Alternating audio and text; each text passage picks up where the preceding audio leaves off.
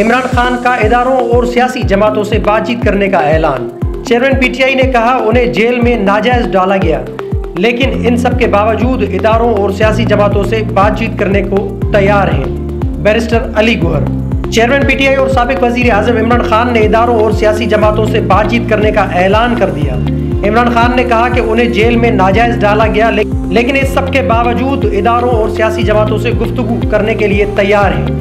تفصیلات کے مطابق عمران خان نے کہا ہے کہ انہیں جیل میں ناجائز ڈالا گیا، لیکن اس سب کے باوجود اداروں اور تمام سیاسی جماعتوں سے بات چیت کرنے کے لیے تیار ہیں۔ سیکریٹ ایکٹ عدالت کے جج ابو الحسنات ذوالقرنین نے عمران خان کے وکلا اور ڈاکٹر کو ملاقات کی اجازت دی تھی۔ ملاقات کے بعد میڈیا سے گفتگو میں بیرسٹر علی گوہر کا کہنا کہ چیئرمین پی ٹی آئی نے کہا کہ انہیں جیل میں ناجائز ڈالا گیا، لیکن اس سب کے باوجود وہ اداروں اور سیاسی جماعتوں سے گفتگو کرنے کے لیے تیار ہیں۔ انہوں نے کہا کہ چیئرمین پی ٹی آئی سے بات چیت کا محور ہوگا کہ 90 روز میں الیکشن کیسے ہوں گے۔ شعیب شاہین کا کہنا تھا کہ چیئرمین پی ٹی آئی روزانہ 1 گھنٹہ ورزش کرتے ہیں۔ انہوں نے کہا کہ اپنے راستے سے نہیں ہٹوں گا، جن کے اثاثے باہر ہیں، ڈالر بڑھنے کا انہیں فائدہ ہوا، میری سیاسی جدوجہد اور قربانی قوم کے لیے۔ ادھر پی ٹی آئی نے غیر ملکی قانونی فرم کو ہائر کرنے کی خبروں کی تردید کر دی۔ ترجمان پی ٹی آئی رؤف حسن نے رہنما مسلم لیگ نون عطا اللہ تارڑ کی پریس کانفرنس پر رد عمل دے دیا۔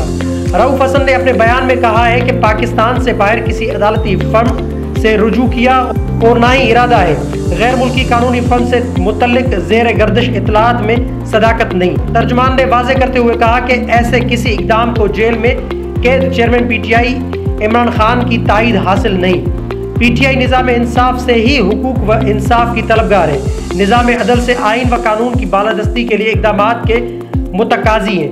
یاد رہے کہ رہنما مسلم لیگ نون عطا اللہ تارڑ نے پریس کانفرنس کرتے ہوئے کہا تھا کہ چیئرمین پی ٹی آئی عمران خان کی جانب سے عالمی عدالتوں میں نمائندگی کے لیے وکیل مقرر کیا گیا ہے۔ بیرسٹر جیفری رابرٹسن عالمی عدالتوں میں عمران خان کی نمائندگی کریں گے۔